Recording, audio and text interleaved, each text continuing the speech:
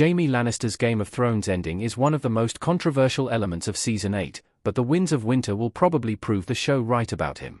Game of Thrones ending is divisive for a lot of reasons, with the regression of Jaime's character being among the biggest complaints.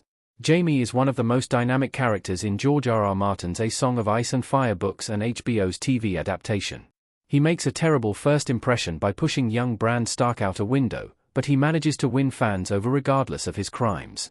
This is because Jaime Lannister's redemption arc is compelling and believable, with the Kingslayer offering a realistic portrayal of how complicated people can be. Jaime never aligns with the traditional qualities of a hero, even after he begins to grow and change into a better person. His relationships with Brienne and Tyrion help him on that path, but influences like Cersei still worm their way in. That's why it makes sense that Jaime returns to Cersei at the end of the show, and the Winds of Winter will probably feature a similar turn of events when it finally debuts. Game of Thrones Season 8 had the right idea with Jaime's story. Redemption isn't always straightforward. Although fans were sad to see Jaime regress and return to Cersei in Game of Thrones Season 8, the show had the right idea about the character's ending. Redemption isn't a straightforward path in real life, and people often fall back into old habits without really wanting to. Given how realistic Game of Thrones' depiction of Jaime is, it would be strange if his redemption arc failed to acknowledge this.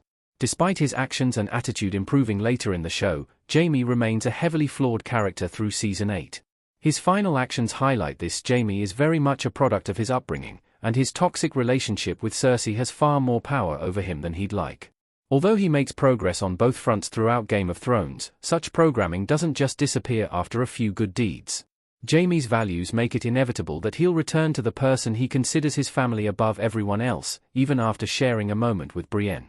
It also makes him feel human that he both does the right thing and then immediately backtracks, helping the North but returning to his sister anyway.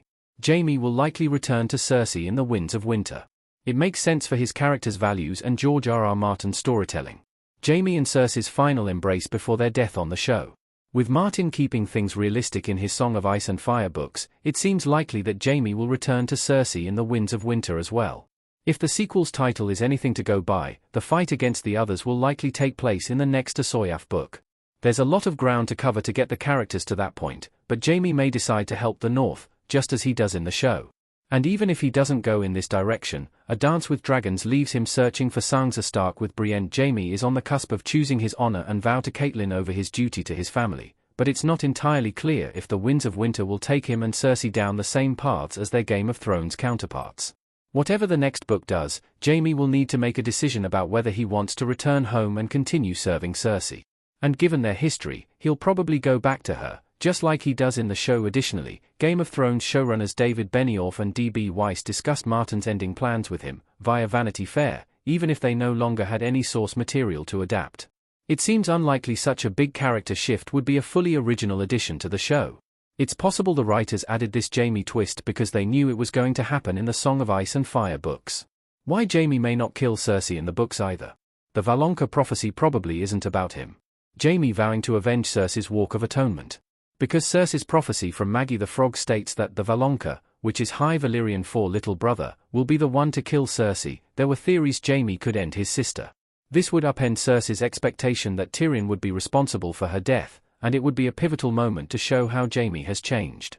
However, given that this part of Cersei's prophecy is excluded from Game of Thrones entirely, that theory seems to be debunked.